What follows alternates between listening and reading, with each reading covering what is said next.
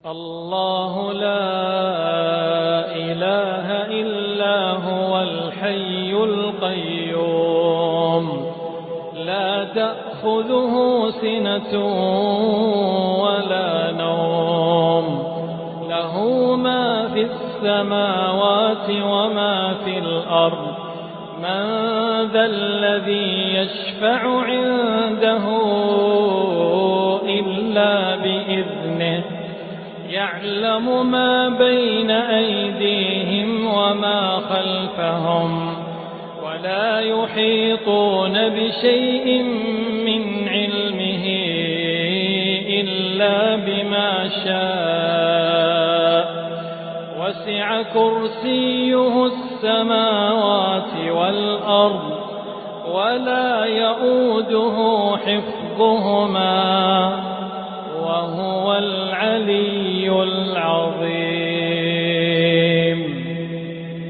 لہٰذا اللہ کی کرسی کے مقابلے میں دنیا اور اس کائنات کی دوسری مخلوقات کی کوئی اہمیت نہیں ہے سوائے اللہ کے عرش کے۔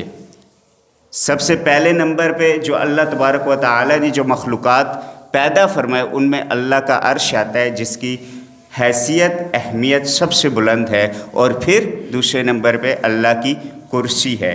تو اس آیت کا نام آیت الکرسی ہے، اللہ کی ایسی نشانی والی آیت کہ جس میں اللہ کی کرسی کا ذکر ہے، لہٰذا یہ آیت تمام آیات سے اعظم ہے، اور یہ کوئی اپنی طرف سے نہیں کہا جا رہا بلکہ اللہ کے رسول صلی اللہ علیہ وسلم نے اسے اعظم الآیات فرمایا ہے۔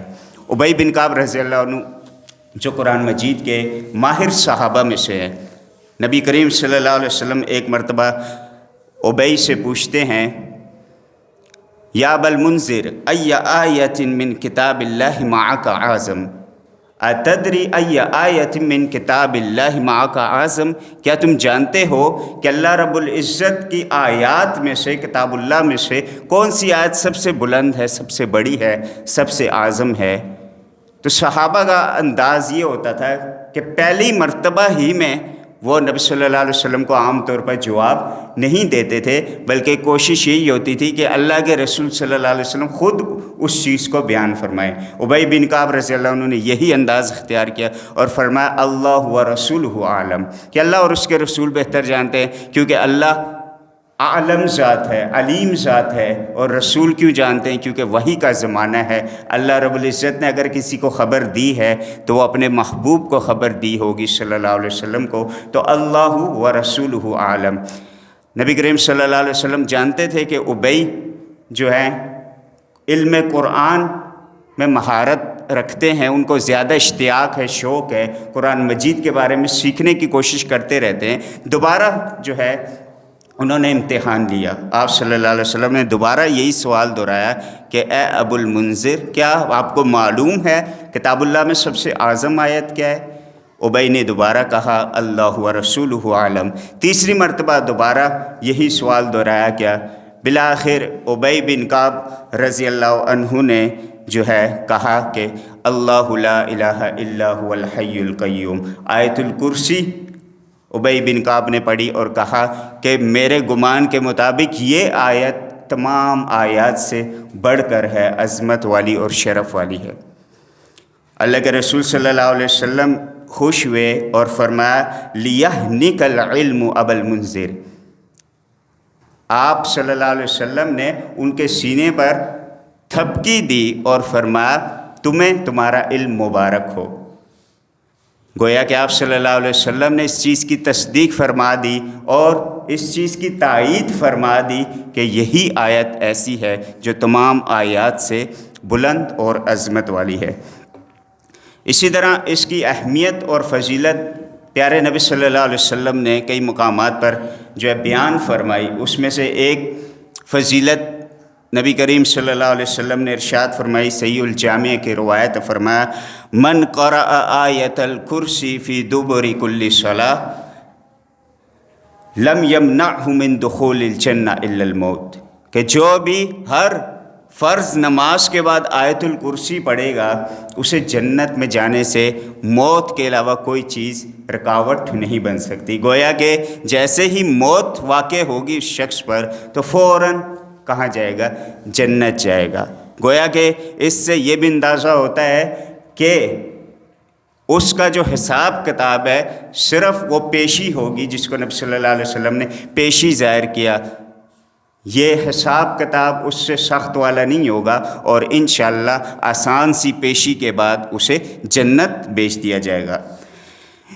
آیت الکرسی کی بے شمار خصوصیات میں سے چند خصوصیات بھی میں پیش کرنا چاہوں گا۔ ایک انسان چاہتا ہے کہ وہ دنیا کے جتنے دشمن ہیں، چاہے وہ شیاطین کی شکل میں ہو، شیاطین الانس یا شیاطین الجن، تو وہ ہر دشمن سے اپنی حفاظت کرے اور حفاظت کے لیے کسی مضبوط قلعے میں اپنے آپ کو رکھے، اس کے گرد کوئی مضبوط حصار ہو جس سے ہر وقت وہ حفاظت میں ہو، سیکیورٹی ہو، اس کا پروٹوکول ہو۔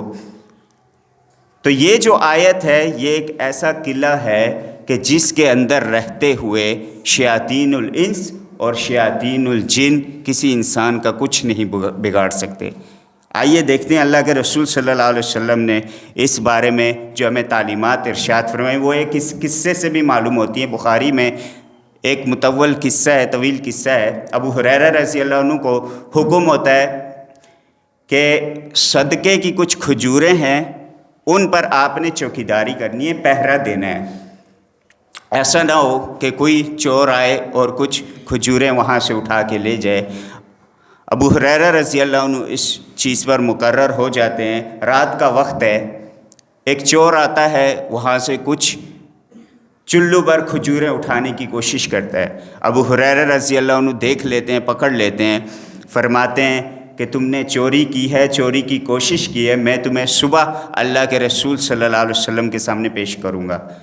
وہ شخص بہت منت سماجت کرتا ہے، اپنے گھر والوں کا حوالہ دیتا ہے کہ میرے بیوی ہیں، بچے ہیں، میرے اہل و عیال بھوکے ہیں کئی دن سے، تو مجھ پر ترس کھاؤ۔ ابو ہریرہ رضی اللہ عنہ ترس کھاتے ہیں، رحم کر دیتے ہیں اور اسے معاف کر دیتے ہیں، وہ چلا جاتا ہے اس وعدے پر کہ دوبارہ نہیں آئے گا۔ صبح ہوتی ہے، اللہ کے رسول صلی اللہ علیہ وسلم کو خبر دی جاتی ہے۔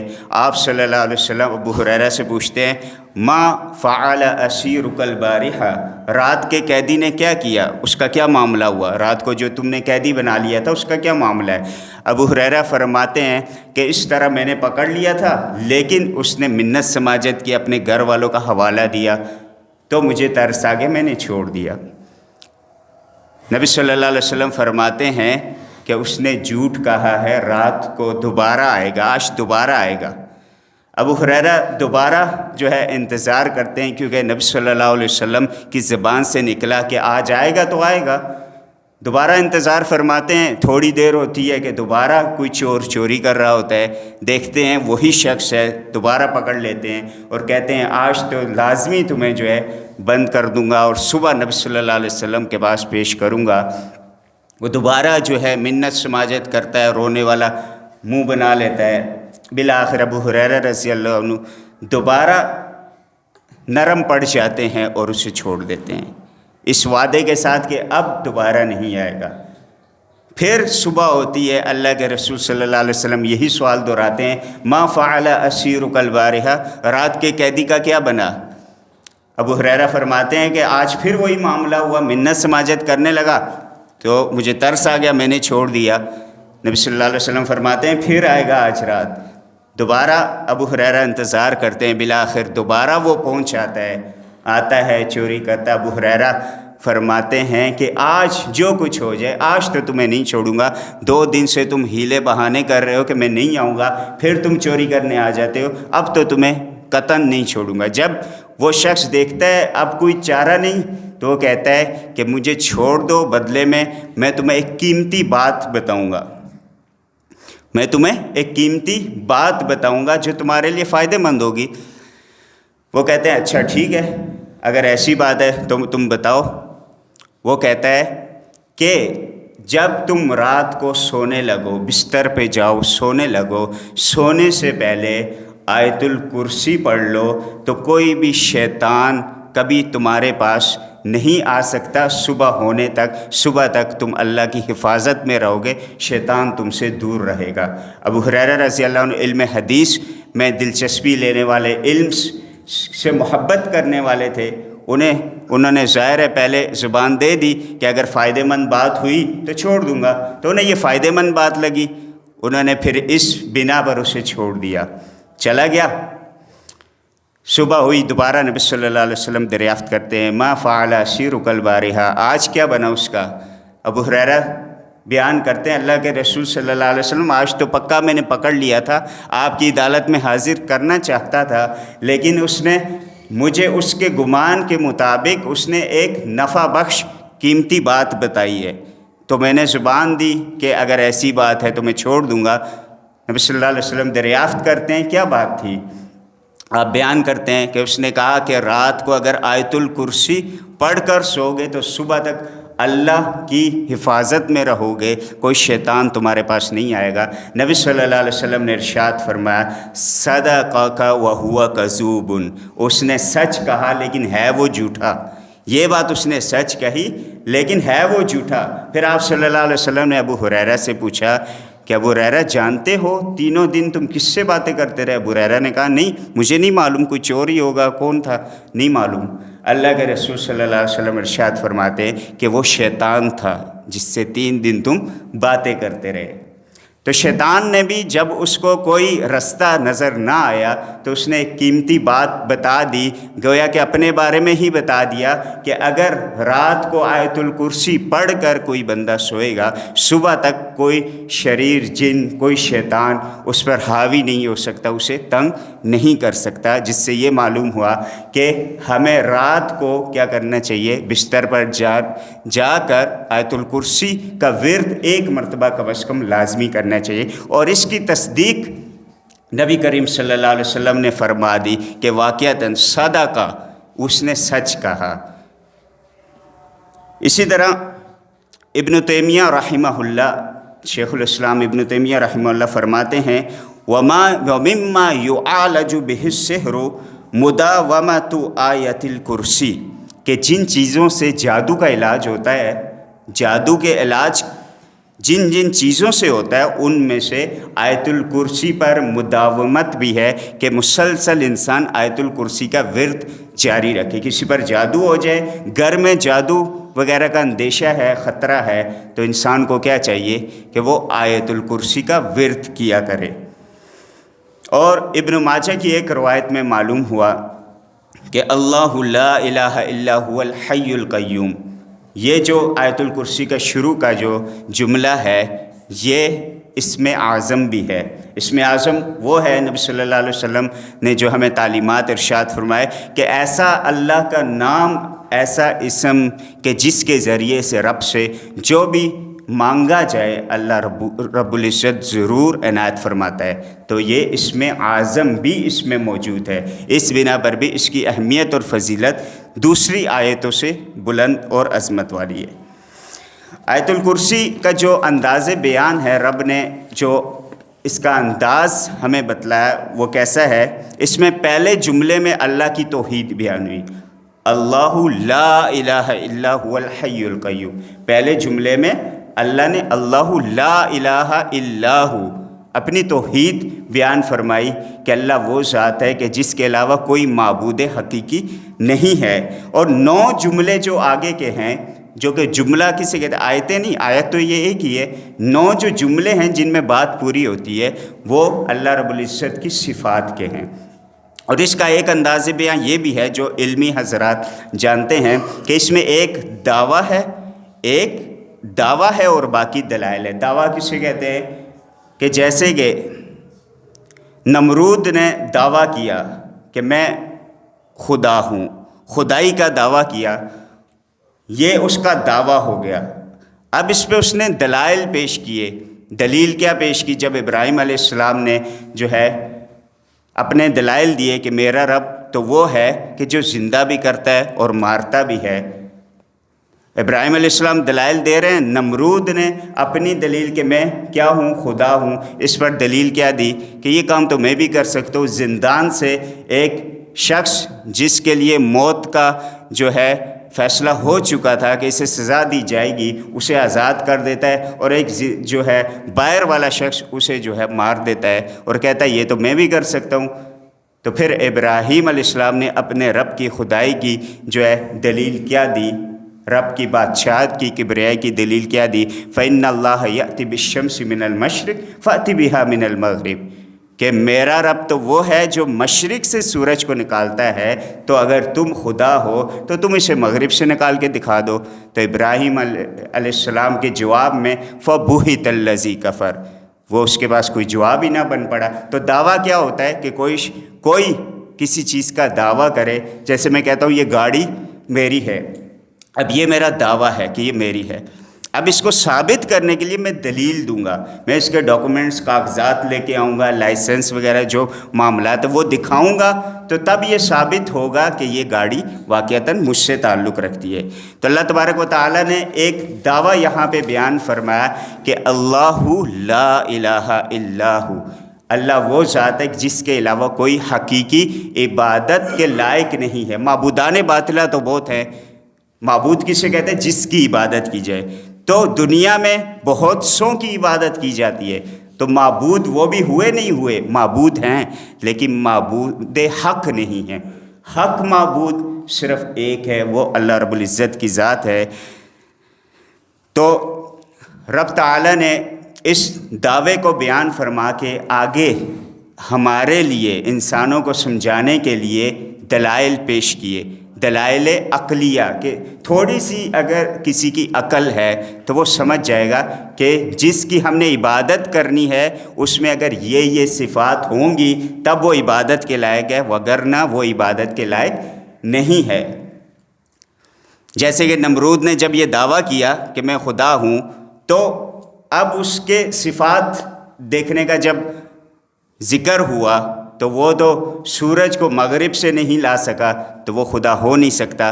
اگر اور بھی کسی نے، فرعون نے دعویٰ کیا اپنے آپ کو پانی سے بچا کر دکھا دیتا، پھر آگے ہم چلتے دیکھتے کہ وہ اپنے دعوے میں کتنا سچا ہے۔ لیکن یہ صفات اللہ رب العزت کی ہی ہیں، صفات کمالیہ کسی مخلوق میں نہیں پائی جاتی۔ تو پہلی دلیل اللہ نے اس دعوے کی کیا عنایت فرمائی؟ اللہ لا الہ الا ہو، اللہ نے دعویٰ کیا کہ کوئی معبود برحق نہیں مگر اسی کی ذات، اور پھر فرمایا کیوں اسی کی عبادت کیوں کرنی ہے؟ الحی القیوم، پہلی دلیل الحی القیوم، وہ زندہ ہے اور قائم بھی ہے اور دوسروں کو قائم رکھنے والا بھی ہے۔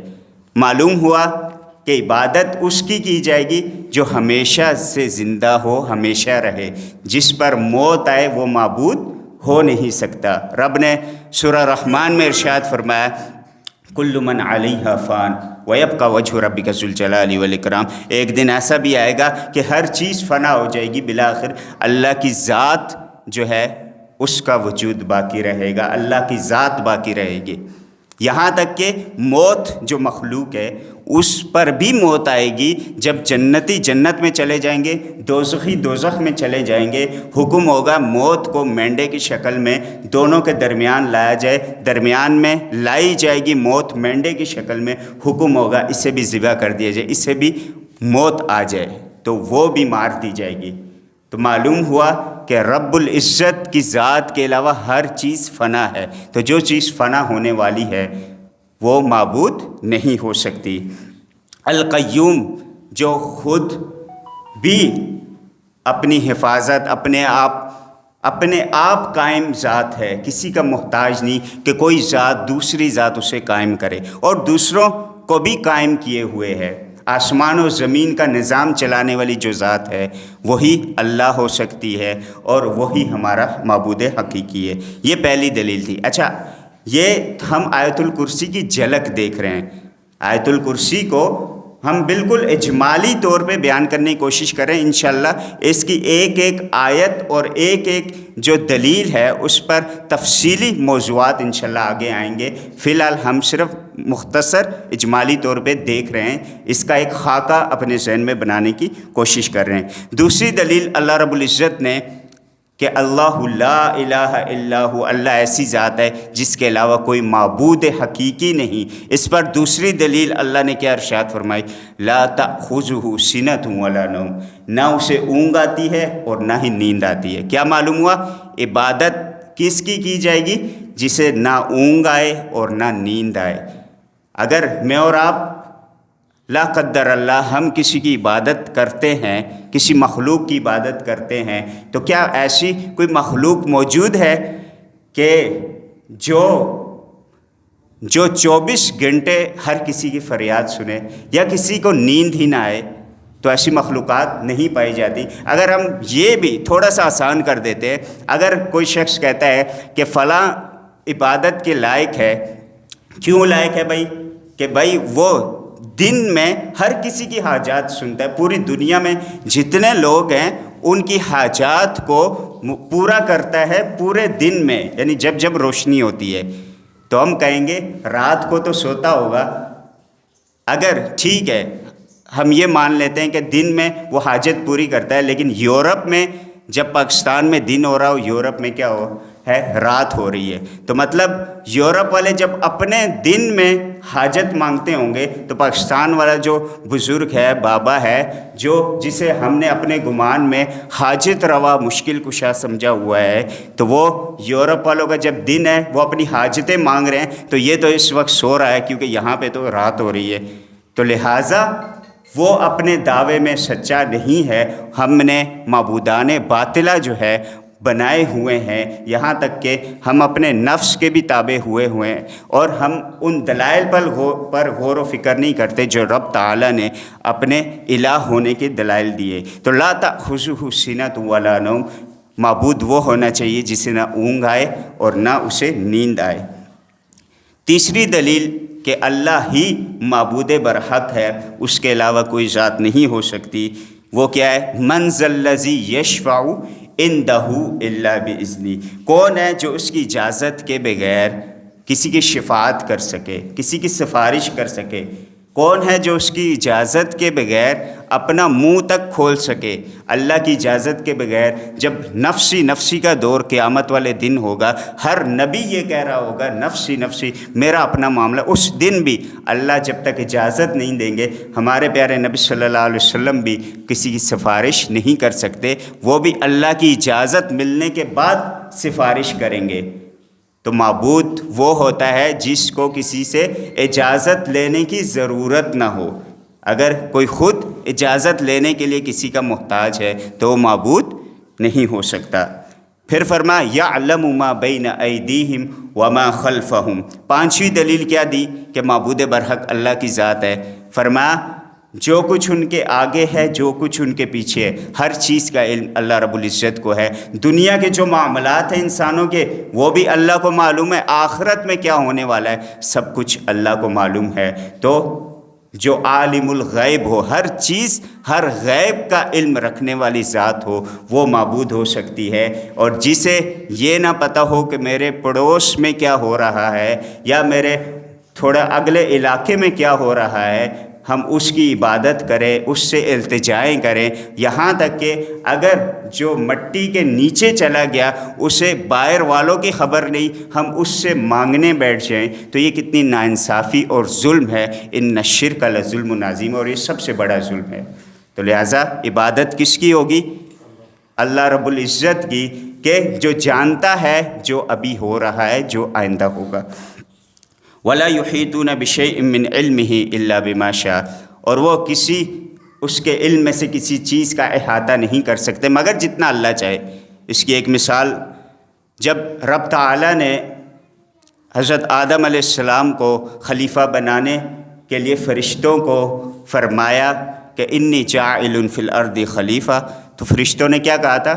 اتجعل فیہا من یفسد فیہا ویسفک الدماء ونحن نسبح بحمدک ونقدس لک. وہ تو زمین میں فتنہ فساد کریں گے اور ہم تو تیری تسبیح اور حمد بیان کرتے ہیں۔ قال انی اعلم ما لا تعلمون، رب نے فرمایا میں وہ جانتا ہوں جو تم نہیں جانتے۔ پھر آدم علیہ السلام نے جب ان چیزوں کے کلمات، ان چیزوں کے اسماء، ان چیزوں کے نام رب نے جو پوچھے تھے وہ بیان کر دیے، تو فرمایا الم اقل لکم انی اعلم غیب السماوات والارض، کیا میں نہیں کہتا تھا کہ میں جو زمین میں ہے، جو آسمان میں ہے، ہر چیز کا علم میرے پاس ہے۔ اور یہیں پر اس سے پہلے فرشتوں نے کیا کہا تھا، جب ان سے آدم علیہ السلام سے پوچھا، انہیں تو علم دیا گیا تھا، تو انہوں نے ان چیزوں کے نام بتائے۔ فرشتوں سے جب پوچھا گیا تھا تو انہوں نے کیا کہا تھا، قالوا سبحانک لا علم لنا الا ما علمتنا، یا رب تو پاک ہے، ہمارے پاس کوئی علم نہیں ہے مگر وہی جتنا تو نے ہمیں عنایت کیا ہے۔ تو جتنا رب کسی کو علم دے دے اتنا اس کے پاس علم ہے، اس سے ذرہ برابر بھی کسی کے پاس زیادہ علم نہیں ہوتا۔ تو یہی مطلب ہے وَلَا يُحِيطُونَ بِشَيْءٍ مِّنْ عِلْمِهِ إِلَّا بِمَا شَاءَ وَسِعَ كُرْسِيُّهُ السَّمَاوَاتِ وَالْأَرْضِ، اس کی کرسی کی وسعت آسمانوں اور زمینوں سے زیادہ ہے۔ آسمان اور زمین پر جو جتنی کائنات ہے، جتنی مخلوق ہے، سب سے وسیع ترین جو مخلوق ہے اللہ رب العزت کی کرسی ہے۔ یہاں پہ انشاءاللہ تفصیلی یہ چیزیں آئیں گی، لیکن ہم تھوڑا جھلک دیکھ رہے ہیں، اس میں بھی جو نکات ہیں وہ اپنے ذہن میں رکھیے۔ یہاں کرسی کا لفظ ہے، یہاں کسی تعویل کی گنجائش نہیں۔ بعض لوگ یہاں کہتے ہیں کرسی سے مراد اللہ کی قدرت ہے، اللہ کا علم ہے۔ نہیں، اللہ کی جو صفات ذکر ہوئی ہیں، ید کا ذکر، ہاتھ کا ذکر ہے، ہم کہتے ہیں اللہ کا ہاتھ ہے، کما یلیق بشأنہ، جس طرح اس کی ذات کے لائق ہے۔ اللہ کے قدم کا ذکر ہے جس طرح اس کی ذات کے لائق ہے۔ اللہ کے استوا علی العرش، عرش پر مستوی ہونے کا ذکر ہے، الرحمن علی العرش استوا، جس طرح اس کی قدرت کے لائق ہے۔ ہم یہ نہیں کہیں گے نہیں یہاں اس سے یہ مراد ہے، کرسی سے ہم کرسی ہی معنی کریں گے، یہ نہیں کہیں گے کہ کرسی سے اللہ کی قدرت مراد ہے، اللہ کا علم مراد ہے۔ ہم کہیں گے کہ اللہ کی کرسی ہی مراد ہے، لیکن جس طرح اس کی شان کے لائق ہے۔ ہم کون ہوتے ہیں کہ اپنی طرف سے چیزیں، بھائی اس سے تو یہ مراد ہو سکتی ہے، اس سے یہ مراد، جب رب تعالی نے خود بتا دیا کہ اس کی کرسی ہے تو ہم اپنی طرف سے تعویل کرنے والے میں اور آپ کون ہوتے ہیں؟ فرمایا وسیع کرسیہ السماوات والارض، جیسے پہلے بھی اشارتاً یہ بات کہی گئی کہ فتح الباری میں ابن حجر اسقلانی رحمہ اللہ نے بھی اس طرف ایک روایت کی طرف اشارہ کیا ہے۔ وہ کیا روایت ہے اس کا میں مفہوم بیان کیے دیتا ہوں کہ اللہ رب العزت کی کرسی کے سامنے جتنی کائنات ہے، آسمان اور زمین ہے، ایک بڑا جو صحرا ہے، بڑا صحرا کھلا میدان ہے، اس میں ایک حلقہ یا انگوٹھی کہہ لیں، جس طرح ایک انگوٹھی چھوٹی سی پڑی ہوئی ہو بڑے صحرا میں، بڑے میدان میں، تو اللہ رب العزت کی کرسی کی وسعت کے سامنے تمام کائنات اس طرح اس حلقے کی مانند ہے۔ اور اللہ کی کرسی اللہ کے عرش کے سامنے اس حلقے کی طرح ہے کہ جو کھلے میدان میں پڑا ہے، یعنی اللہ کے عرش کی وسعت کرسی سے بھی کئی گنا زیادہ ہے، اور اللہ کی کرسی کی وسعت اس پوری کائنات کی ہر چیز سے زیادہ ہے۔ وَلَا يَؤُودُهُ حِفْظُهُمَا وَهُوَ الْعَلِيُّ الْعَظِيمُ، اور اللہ رب العزت ان دونوں کی حفاظت سے نہیں تھکتا۔ آسمان و زمین یا پوری کائنات کی حفاظت سے تھکنے والی ذات رب کی نہیں ہے۔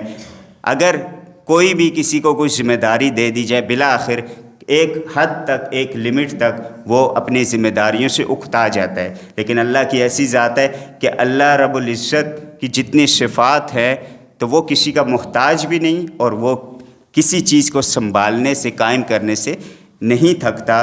وَهُوَ الْعَلِيُّ الْعَظِيمُ، اور وہ اعلیٰ اور عظمت والی ذات ہے۔ یہ 9 ایسی صفات ہیں جو رب تعالیٰ کی اس دعوے پر دلائل ہیں کہ اللہ ہی عبادت کے لائق ہے، اس کے علاوہ کوئی عبادت کے لائق نہیں ہے۔ اب ان میں سے یہ میں نے کہا تھا کہ یہ آیت الکرسی کی ہم تھوڑی جھلک دیکھیں گے۔ اب ایک ایک موضوعات کو انشاءاللہ آگے جو نشستیں ہوں گی، خطبات ہوں گے، ان میں ان کو لے کے چلیں گے۔ آج کی نشست میں جو پہلا رب تعالیٰ کا دعویٰ ہے، اللہ لا الہ الا ہو، یہ جو کلمہ ہے، کلمہ توحید، سب سے بلند کلمہ، آسمان و زمین ہر چیز پوری کائنات سے بلند کلمہ، اس کے بارے میں اب تھوڑا تفصیل دیکھتے ہیں۔ یہ سب سے افضل ذکر ہے۔ نبی صلی اللہ علیہ وسلم کا ارشاد ہے، آپ نے ارشاد فرمایا افضل الذکر لا الہ الا اللہ، ذکر سب سے بلند اور سب سے افضل کون سا ہے؟ لا الہ الا اللہ۔ موسیٰ علیہ السلام کا قصہ ہے، ابو سعید خدری رضی اللہ عنہ بیان کرتے ہیں کہ ایک مرتبہ حضرت موسیٰ علیہ السلام نے رب سے پوچھا، یا رب علمنی شیئا اذکرک وادعوک بہ، اے میرے رب مجھے ایسی چیز بتائیں، ایسا کلمہ سکھائیں کہ جس سے میں آپ کو پکارا کروں، آپ سے دعا مانگا کروں۔ اللہ رب العزت نے ارشاد فرمایا، قال قل لا الہ الا اللہ، لا الہ الا اللہ کہا کرو۔ موسیٰ علیہ السلام نے فرمایا، کل عبادک یقولون ھذا، اے میرے رب یہ تو تمام لوگ ہی کہتے ہیں، یہ اکثر لوگ یہ کلمہ تو ہر کوئی اقرار کرتا ہے اس کا، کوئی میرے لیے خاص کلمہ ہو جس سے میں آپ کو پکارا کروں۔ تو اللہ رب العزت نے ارشاد فرمایا، یا موسیٰ لو ان السماوات السبع والارضین السبع فی کفۃ ولا الہ الا اللہ فی کفۃ مالت بہن لا الہ الا اللہ، کہ اے موسیٰ اگر تمام ساتوں آسمان ساتوں زمینیں ایک ترازو کے پلڑے میں رکھ دیے جائیں اور لا الہ الا اللہ کلمہ ایک پلڑے میں رکھ دیا جائے تو لا الہ الا اللہ کا پلڑا بھاری ہو جائے گا۔ تو یہ اتنا بھاری کلمہ، اتنا اعلیٰ افضل کلمہ ہے، تو اس سے مجھے پکارا کرو۔ تو میں اور آپ جب بھی رب کو پکاریں لا الہ الا اللہ اپنے ذکر اذکار میں اس کو لازمی شامل کریں۔ یہ ابن حبان اور حاکم کی روایت ہے۔ یہاں پہ یاد رہے کہ میں اور آپ مولانا صاحب کے پاس، علماء کے پاس، شیوخ الحدیث کے پاس بھی جاتے ہیں، عاملوں کے پاس بھی چلے جاتے ہیں کہ بھائی مجھے کوئی وظیفہ بتا دیں، میں مانگتا رہا کروں۔ تو یہاں وظیفہ پوچھنے والا کلیم اللہ سے کلام کرنے والے موسیٰ علیہ السلام ہیں، اور بتانے والا اللہ ہمارا رب ہے۔ تو لہٰذا جو نبی نے وظیفہ پوچھا اس کے مقابلے کا کوئی وظیفہ ہو نہیں سکتا۔ تو لا الہ الا اللہ اپنے اوراد میں، اپنے ذکر اذکار میں لازمی شامل کریں۔ لا الہ الا اللہ کی اور جو ہے فضیلت اور عظمت کیا ہے کہ یہ تمام گناہوں کا کفارہ بھی ہے۔ عمر بن عاص رضی اللہ عنہ نبی صلی اللہ علیہ وسلم کے پاس حاضر ہوتے ہیں، بیعت کرنے لگتے ہیں، لیکن بیعت سے پہلے جیسے ہی نبی صلی اللہ علیہ وسلم ہاتھ بڑھاتے ہیں یہ ہاتھ پیچھے کر لیتے ہیں، فرماتے ہیں کیا ہوا عمر، کیا بات ہے؟ فرماتے ہیں اے اللہ کے رسول صلی اللہ علیہ وسلم، کیا میں اگر آپ پر ایمان لاؤں، کلمہ پڑھ لوں تو میرے تمام کفر میں کیے گئے گناہ رب بخش دے گا؟ ایسا ہوگا؟ تو اللہ کے رسول صلی اللہ علیہ وسلم ارشاد فرماتے ہیں، اما علمت یا عمر ان الاسلام یہدم ما کان قبلہ، کہ اے عمر آپ کو نہیں معلوم کہ اسلام اپنے سے پہلے کیے گئے تمام گناہ کو دھو ڈالتا ہے، ختم کر دیتا ہے۔ پھر عمر بن عاص رضی اللہ عنہ جو ہے وہ کیا کرتے ہیں، نبی صلی اللہ علیہ وسلم کی بیعت کر لیتے ہیں۔ معلوم ہوا یہ جو کلمہ توحید ہے اس کو کہنے سے تمام گزشتہ گناہ بخش دیے جاتے ہیں۔ یہاں پہ ذکر کس چیز کا ہو رہا ہے؟ کفر میں کیے گئے تمام گناہ۔ اب کفر میں کیے گئے تمام گناہ ایک مرتبہ لا الہ الا اللہ محمد رسول اللہ کہنے سے اللہ رب العزت بخش دیتا ہے، تو اگر میں اور آپ بحیثیت مسلمان دن بھر میں اس کلمے کا ورد کریں گے، کیا ہمارے چھوٹے موٹے گناہ رب نہیں بخشے گا؟ یقیناً وہ بھی بخش دیے جائیں گے۔ تو اس کو اپنی زبان پر جاری اور ساری رکھیں۔ ایک اور اس کی فضیلت و اہمیت اس کلمے کی کہ اس کلمے کے ذریعے نبی صلی اللہ علیہ وسلم کی کل قیامت کے دن شفاعت نصیب ہوگی۔ انسان گناہ گار خطا کار ہے تو اللہ کی رحمت سے تو امید ہے، لیکن پھر بھی گناہ ایسے ہیں کہ ہو سکتا ہے کہ تھوڑی ان کی سزا اللہ کے ہاں اگرچہ ہماری بنسبت تھوڑی نہیں ہے، وہ بہت ہی زیادہ ہے، لیکن کچھ سزا ہمیں کاٹنی پڑے، تو اس سزا سے بھی بچنے کے لیے یا وہ سزا میں کمی کرانے کے لیے نبی صلی اللہ علیہ وسلم کی شفاعت کی ضرورت مسلمانوں کو ہوگی۔ ابو ہریرہ رضی اللہ عنہ نے یہی سوال نبی صلی اللہ علیہ وسلم سے پوچھا، من اسعد الناس بشفاعتک یوم القیامہ، اللہ کے رسول صلی اللہ علیہ وسلم وہ خوش نصیب کون ہوگا قیامت کے دن جسے آپ کی شفاعت نصیب ہوگی؟ فرمایا من قال لا الہ الا اللہ خالصا من قلبہ او من نفسہ، جس نے خالص خلوص دل سے کلمے کا اقرار کیا، کلمے کو کہا اور دل میں بھی اس کی تصدیق کی، تو وہ کل قیامت کے دن میری شفاعت کا مستحق ہوگا۔ یہ بخاری کی روایت ہے۔ اسی طرح ابو ہریرہ رضی اللہ عنہ سے ہی روایت ہے کہ ایک مرتبہ اللہ کے رسول صلی اللہ علیہ وسلم مجلس میں موجود ہیں اور اچانک آپ اٹھ جاتے ہیں، چلے جاتے ہیں. ہم سمجھے قضاء حاجت کے لیے گئے یا کسی ضروری کام سے گئے ہوں گے. نبی صلی اللہ علیہ وسلم کافی دیر کے بعد جب نہیں آئے تو ہمیں تشویش ہوئی. ہم نے کہا کہیں دشمن نے حملہ نہ کر دیا ہو، نقصان نہ پہنچایا ہو. تو ہم جو ساتھی تھے وہ چلے گئے آپ صلی اللہ علیہ وسلم کو ڈھونڈنے کے لیے. جب سب ڈھونڈ رہے تھے تو میرا گزر ایک باغ کے پاس سے ہوا. میں نے دیکھا اللہ کے رسول صلی اللہ علیہ وسلم وہاں موجود ہے. میرے سے دریافت کیا کیا معاملہ ہے. تو میں نے عرض کیا اللہ کے رسول صلی اللہ علیہ وسلم ہمیں تشویش ہوئی تھی اس لیے آپ کو ڈھونڈنے نکل پڑے. آپ صلی اللہ علیہ وسلم نے فرمایا کہ جس نے اخلاص کے ساتھ لا الہ الا اللہ کہا اسے جنت کی بشارت سنا دو. اور کیا کرو، یہ میرے 2 جوتے، آپ صلی اللہ علیہ وسلم تشریف فرما تھے، یہ میرے 2 جوتے لے جاؤ نشانی کے طور پہ. جو بھی تمہیں ملے خوشخبری سنا دو کہ جو بھی لا الہ الا اللہ صدقے دل سے کہے گا اس کے لیے جنت کی خوشخبری. ابو ہریرہ رضی اللہ عنہ خوشی خوشی جوتے مبارک اٹھاتے ہیں، باہر جاتے ہیں. سب سے پہلی ملاقات عمر رضی اللہ عنہ سے ہوتی ہے. عمر رضی اللہ عنہ کو بتاتے ہیں کہ اللہ کے رسول صلی اللہ علیہ وسلم کی یہ نشانیاں ہیں، یہ اللہ کے رسول صلی اللہ علیہ وسلم نے ابھی خبر دی ہے، خوشخبری سنائی ہے، جو بھی اخلاص کے ساتھ لا الہ الا اللہ کہے گا وہ جنت میں جائے گا. جو حضرت عمر رضی اللہ عنہ جلالی طبیعت کے مالک تھے، انہوں نے فوراً حضرت ابو ہریرہ کو زور سے یہاں پہ ہاتھ مارا اور ابو ہریرہ پیچھے ہو گئے اور کافی جو ہے شرمندہ ہو گئے اور تھوڑا یعنی نازک طبیعت کے تھے. بعض روایت سے پتہ چلتا ہے رونے بھی لگ گئے اور واپس چلے گئے. عمر رضی اللہ عنہ نے فرمایا ارجع ابا ہریرہ، واپس چلے جاؤ. تو ابو ہریرہ واپس جاتے ہیں، نبی صلی اللہ علیہ وسلم سے ماجرہ بیان کرتے ہیں کہ عمر ملے تھے، انہیں میں نے یہ بتایا، انہوں نے تو مجھے آگے سے دھکا دے دیا. عمر رضی اللہ عنہ اتنے میں پہنچ جاتے ہیں اور دریافت کرتے ہیں اللہ کے رسول صلی اللہ علیہ وسلم آپ نے ہی انہیں یہ حکم دیا تھا. آپ نے فرمایا ایسا ہی ہے، میں نے ہی حکم دیا تھا. آپ عمر رضی اللہ عنہ بیان کرتے ہیں لا تفعل یا رسول اللہ صلی اللہ علیہ وسلم، ایسا نہ کیجئے. کیوں کہ ایسا کریں گے تو لوگ اعمال میں سست پڑ جائیں گے. اگر انہیں یہ بشارت مل جائے گی کہ کلمہ پڑھ لو بس جنت پکی، تو لوگ جو ہے اعمال میں سست پڑ جائیں گے، اعمال میں جو ہے کوتاہی کریں گے. تو لہٰذا ایسا نہ کیجیے. اللہ کے رسول صلی اللہ علیہ وسلم نے وہیں یہ معاملہ روک دیا. گویا کہ یہاں یہ بھی معلوم ہوا کہ عمر رضی اللہ عنہ دور اندیش شخصیت کے مالک تھے. یہی وجہ ہے کم و بیش قرآن مجید میں 22 مقامات عمر رضی اللہ عنہ نے اپنی خواہش کا اظہار کیا. رب تعالیٰ نے اسی کے مطابق قرآن مجید میں اپنے احکامات نازل فرما دیے. تو یہاں پہ بھی یہ معلوم ہوا کہ جو صدقے دل سے کیا معنی کہ سچے اخلاص ہو ہی وہی سکتا ہے کہ کلمے کے مطابق ہم عمل بھی کریں. جو کلمے کے مطابق عمل نہیں کرتا گویا کہ اس میں اخلاص نہیں. اور ایک آخری روایت ترمذی کی بھی سنتے جائیے. وہ کیا ہے کہ اللہ کے رسول صلی اللہ علیہ وسلم نے ارشاد فرمایا قیامت کا دن ہوگا، ایک شخص موجود ہوگا، اعمال کے 99 دفتر کسے کہتے ہیں؟ رجسٹر.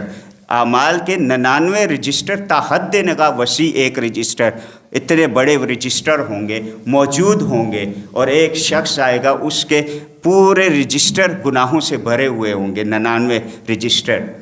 تو وہ بڑا شرمندہ پیشمان اور جو ہے پریشانی کی حالت میں کھڑا ہوگا کہ اب تو میری خیر نہیں، اتنے برے اعمال میرے ہیں. تو اس سے جب تول کی باری آئے گی، تولے جائیں گے وہ رجسٹر، دوسری طرف کوئی نیکی نظر نہیں آئے گی. اتنے بے حکم ہوگا کہ اس کا وہ کلمہ جو اس نے لا الہ الا اللہ کہا تھا صدقے دل سے، وہ کاغذ کی شکل میں لایا جائے. اتنا چھوٹا سا کلمہ جو کاغذ کی شکل میں لایا جائے گا. یہ شخص کہے گا کہ اے اللہ، یہ اس 99 رجسٹروں کا یہ چھوٹا سا کاغذ کا ٹکڑا کیسے مقابلہ کر سکتا ہے؟